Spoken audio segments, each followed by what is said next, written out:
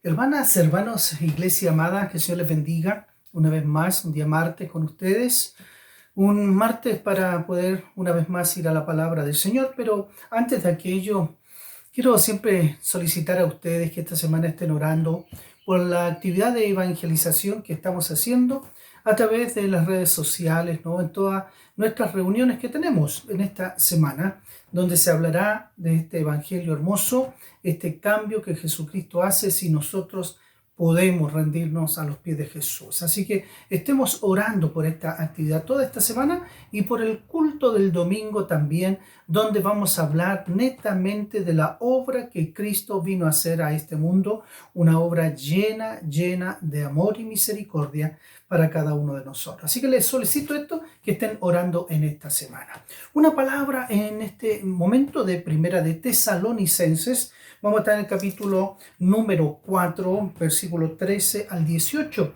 Estos versículos que nos ayudan un poco a entender lo que es la venida del Señor o cómo va a ser ese contexto, cómo va a ser ese momento, porque evidentemente desde tiempos inmemoriales se ha preguntado qué va a pasar, cómo va a ser nuestro tiempo, nosotros los cristianos, qué va a pasar con nosotros en el minuto que el Señor venga, ¿cierto?, a buscar su iglesia. Y este tema también estaba en toda la provincia de Galacia, estaba en el contexto que Pablo enseñaba y decía y recordaba estas realidades, estas enseñanzas, ¿cierto?, que podía dar al pueblo cristiano. Y también acá en este minuto, en el versículo 13, ya cambia un poco la temática en estos versículos, en este capítulo 4, ¿verdad?, que es la vida que agrada a Dios. Pablo va introduciendo, va hablando de esta vida hermosa que debemos vivir para el Señor, y aquí cambia un poco la temática para enseñarles y recordar cómo va a ser esta realidad. Dice lo siguiente: tampoco queremos, hermanos, le habla a la iglesia que estaba en Tesalónica, hermanos, que ignoréis acerca de los que duermen o de los que han muerto. ¿Ya? Esta palabra duermen en este contexto que lo estamos viendo es morir, ¿ya? Para que no os entristezcáis como los otros que no tienen esperanza.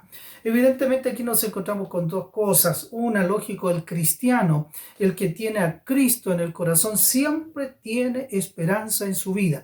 ¿Cuál es la esperanza? La esperanza que va a llegar a la tierra prometida celestial, ya hablando, ¿sí?, de este proceso de término cuando Jesucristo venga a buscar su iglesia. Aquel que muere en Cristo Jesús tiene la esperanza que va a ir al encuentro de su Señor y va a tener la seguridad. Y esto es lo que está hablando Pablo acá.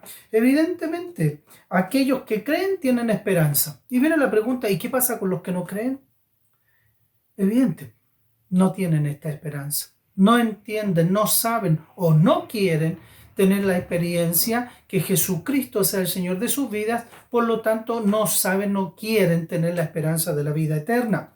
Versículo 14, porque si creemos que Jesús murió y resucitó, así también traerá Dios con Jesús a los que durmieron en él. Mire qué interesante, ¿usted cree que Cristo murió? ¿Jesús murió? ¿Lo cree? ¿Pero también cree que Él resucitó?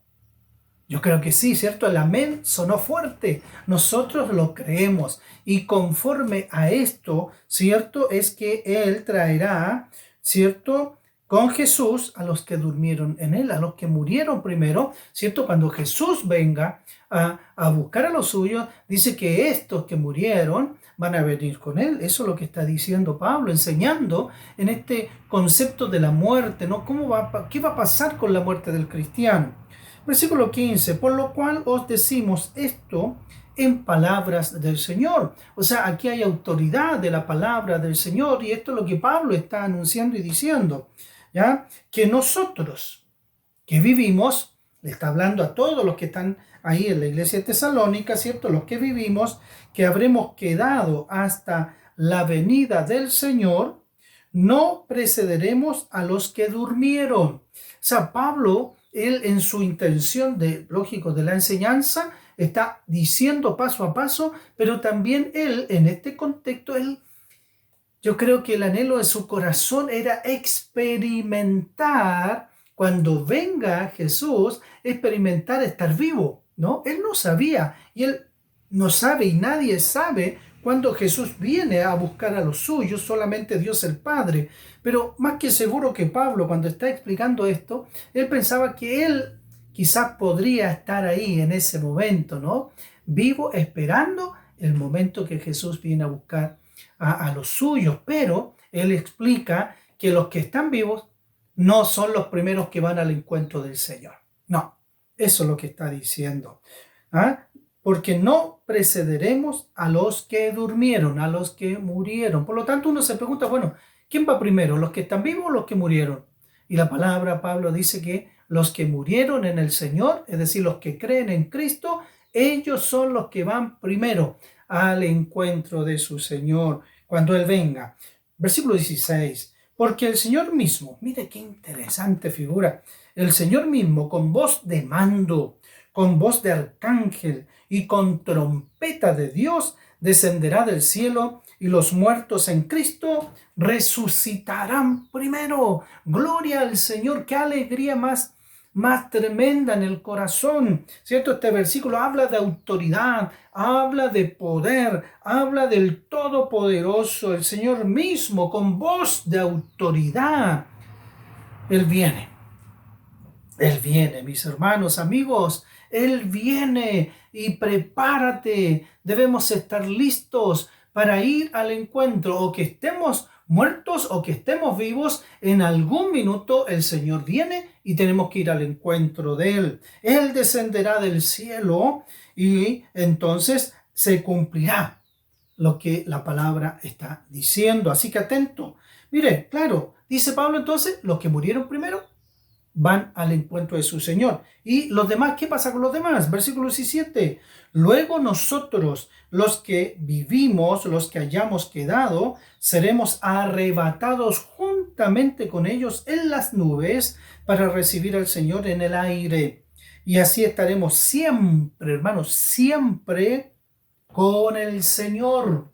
Porque evidente, si nos vamos a juntar con el Señor, no es por un ratito, no es por un tiempo, es para siempre. Y donde está la presencia y autoridad de Dios, es bendición para nuestra vida. Es un bienestar inexplicable para nuestra razón. Es por eso la invitación siempre a que puedas encontrarte con Jesús. Amigo, tú que nos ves estos devocionales pequeños en YouTube o cualquier otra red social, cree en Cristo Jesús para que la esperanza venga a tu corazón y vayas al encuentro del Señor en el tiempo que Dios diga, esto se acabó y Jesucristo venga en las nubes a buscar a los suyos. Tienes que estar tú ahí también. Por tanto, dice Pablo, por tanto, alentaos los unos a los otros con estas palabras. Hermano, yo te aliento entonces en este tiempo, te aliento a que estés preparado, te aliento a que estés vigilando, te aliento a que busquemos en calidad esta intimidad con Dios para cuando Él venga, no encuentre a cada uno de nosotros apercibidos, atentos, porque el Señor viene a buscarnos y nosotros estamos preparados y vamos. Si estamos muertos, si estamos dormidos, somos los primeros que vamos a ir a juntarnos con el Señor. Qué privilegio, hermanos. O muertos o vivos, los cristianos van a ir al encuentro de su Señor. La pregunta es, ¿estarás tú ahí? ¿Serás uno de ellos? Yo espero que sí. Y de no ser así, si tú tienes dudas, abre tu corazón al Señor y dile, Señor, yo quiero estar en ese momento. Creo en Jesús, creo que me da salvación, perdón de mis pecados y quiero ir al encuentro de nuestro Señor. Una palabra de aliento, de esperanza para hoy día martes 10 de este lindo mes que Dios nos ha regalado. Un abrazo cariñoso, que lo pases bien en este día martes y que la gracia de Dios te sorprenda. Un abrazo cariñoso de parte del pastor Félix en este día. Dios te bendiga.